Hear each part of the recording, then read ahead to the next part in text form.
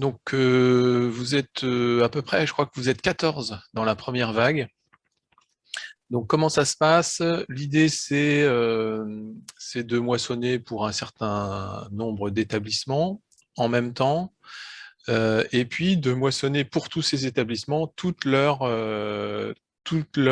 endpoints. Ce qu'on appelle les endpoints, c'est pour une plateforme les informations sushi que vous avez saisies. L'idée, c'est qu'on va pas, pour l'instant, on est vraiment dans un processus qui est manuel, donc on peut pas se permettre d'automatiser les choses parce que c'est encore pas suffisamment solide. Et donc du coup, comme c'est manuel aussi, ben, on essaye d'optimiser le temps passé. Au tout début, bah, c'était chaque établissement, je le faisais à la main, chaque établissement, et pour chaque établissement, je faisais à la main chaque endpoint. Donc, ça fait pas mal de choses. Et pour chaque endpoint, comme vous le voyez là, en fait, eh ben, on a les 4 master reports. Donc, l'idée, c'est de dire, de faire des vagues et donc de prévenir les établissements. Avec la matrice, donc je pense que vous avez déjà, enfin, peut-être tous, mais pas forcément, mais la plupart d'entre vous ont déjà regardé la matrice de saisie des infos sushi. Donc en fait, cette matrice, elle est pratique pour vous pour savoir si quand vous saisissez vos infos sushi, c'est bon ou pas par rapport aux autres. Parce qu'en fait, il y a des plateformes pour qui le test, comme Kern par exemple, le test de connexion qu'on fait, nous, pour savoir si la plateforme, elle marche, eh ben, ça marche pas, sauf qu'on s'est rendu compte que si on fait la requête de moissonnage, ça marche quand même. Donc nous, le truc, c'est qu'on ne moissonne pas tout de suite, hein, on vérifie déjà que les informations sont bonnes. Et une fois qu'on sait que pour un certain nombre de plateformes, c'est bon, on va se dire, bah, ces plateformes-là, on va pouvoir les moissonner. Donc la matrice des infos sushi, elle me permet de voir quels sont les établissements qui ont déjà saisi beaucoup d'infos sushi et pour des plateformes pour lesquelles ça va marcher. Donc du coup, je prends ceux qui en ont le plus de verts et je leur propose de faire partie de la vague. Donc c'est ce qui s'est passé pour vous aussi, hein, parce que aussi vous êtes réactifs. Je vous envoie un message en vous disant, voilà, saisissez vos informations sushi et une fois que vous pensez avoir saisi tout ce que vous pouviez récolter, enfin tout ce qu'on peut moissonner pour vous, eh ben, vous me donnez un feu vert, un go, et là, je peux moissonner. Parce que on va pas remoissonner à chaque fois que vous allez saisir un endpoint. Donc, j'attends votre réponse. Donc là, c'est l'étape 5. Une fois que vous avez répondu, bah, je vous intègre dans la vague et on bloque les infos sushi. Enfin, ça, c'est un petit peu virtuel, hein. Vous n'êtes pas censé ressaisir des informations sushi. Et là, je passe au moissonnage, donc c'est l'étape 8.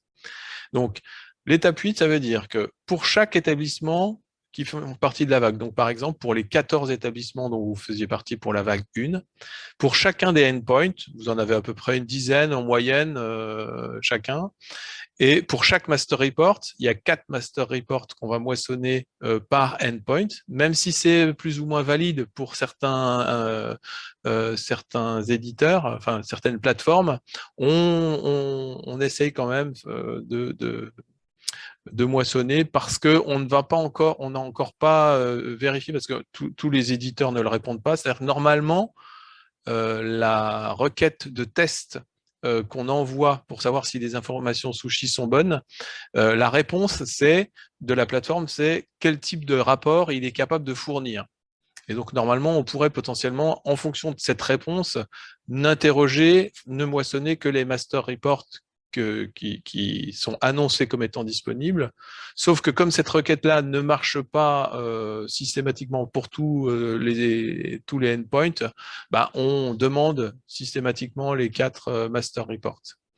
Donc, on demande un premier master report, donc on va demander à le moissonner, donc on demande ça pour tout 2021, et donc on pose la requête et on va télécharger le rapport, on va contrôler que le rapport qu'on a reçu, bah, il correspond à ce qu'il est censé contenir, et puis on va essayer de l'insérer. Ce qui se passe, c'est que, et donc du coup, tout ça, ça génère éventuellement des messages. Et l'idée, c'est que comme selon les combinaisons euh, établissement et plateforme, il peut y avoir des cas différents.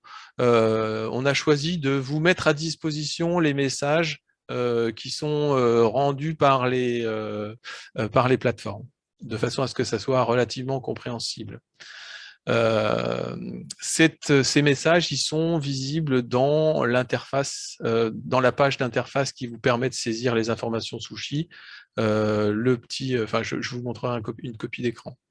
Ce qu'il faut savoir, c'est que il y a, selon les plateformes, plusieurs réactions à une demande de requête. Soit on a le rapport, soit comme dans le cas d'Elsevier, et c'est prévu dans le protocole, quand c'est des gros rapports qui doivent être demandés, la plateforme elle dit OK, j'ai bien noté que tu me demandais ce rapport-là, je vais le préparer, reviens plus tard pour le moissonner. Et donc, du coup, ça veut dire qu'il faudra retraiter la requête. Et donc, c'est ce qu'on appelle les reports delayed. Donc, dans un premier temps, on pose toutes les requêtes et après, on va revenir reprendre tous les delays, tous ceux qui ont répondu 202, revenez plus tard.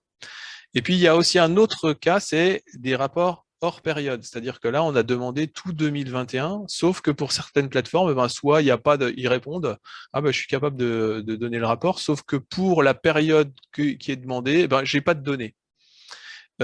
Mais il y a un message supplémentaire qui peut s'afficher qui est « mais j'ai des données à partir du mois de mars, mais j'ai des données à partir du mois d'octobre, ou j'ai des données jusqu'au mois de novembre. » Voilà. Et donc, comme c'est des hors période qui a été demandé, il faut qu'on reprocesse pour la période que la plateforme annonce disponible, si elle annonce une disponibilité. Voilà, parce que c'est pas toujours systématique. Donc, sur ce slide, en fait, on voit qu'il y a des informations, la saisie des informations des connexions sushi, ça vous concerne, et puis la réponse au mail quand je vous envoie un mail en disant, voilà, vous êtes candidat pour une vague. Donc ça, je pense que vous avez compris. Ensuite, la mise à disposition des données d'usage. Alors, on a moissonné, on a inséré ça dans un index élastique, et maintenant, il va falloir vous les mettre à disposition. Une fois que j'ai vérifié tous ces messages d'erreur, que j'ai regardé si les périodes étaient bien couvertes, etc., là, je me dis, bon, c'est bon, je peux mettre à disposition. Alors, pour mettre à disposition, qu'est-ce qu'on fait? On va créer un espace publisher qui est destiné à recevoir, à montrer les données éditeurs. Dans cet espace éditeur publisher, on va mettre un index pattern qui va en fait mapper les données qui sont mises à disposition. Avec ce mapping, on va importer les dashboards génériques qui ont été faits par Xavier et puis Frédéric. Et puis, on va mettre à jour les rôles qui donnent accès à l'espace en question. Donc, il y a deux types de rôles. Il y a le rôle global, qui permet de tout faire sur l'espace, et puis il y a le rôle qui permet juste d'avoir accès en read-only. On vérifie que tout ça est bien accessible, que les rôles ont bien été attribués, etc. Et puis, on vous avertit. Et puis là, on en est à la phase actuelle. Là, on attend de votre part un retour parce que souvent, quand même, vous avez pour beaucoup d'entre vous des cas particuliers, des plateformes un peu spéciales qui réagissent différemment, ou il y a des choses auxquelles vous attendiez que vous n'avez pas, ou alors il y a des choses pour lesquelles vous avez des chiffres un peu trop gros aussi, trop importants, que vous dites, je ne m'attendais pas à en avoir autant, comment ça se fait. Ou alors il y a des différences par rapport à quand vous avez essayé de télécharger le fichier en CSV et puis ce que vous voyez dans le tableau de bord. Donc là, en fait, si vous voyez des choses comme ça, on attend de votre part que vous nous les remontiez pour qu'on puisse comprendre ce qui se passe et éventuellement pouvoir rectifier de manière globale pour éviter à le refaire si certaines plateformes demandent des caractéristiques, des choses un peu spéciales dans les requêtes. Parce que même s'il y a un protocole à respecter, même si Sushi, il y a une norme qui est décrite, on s'aperçoit que l'interprétation est des fois un petit peu variable.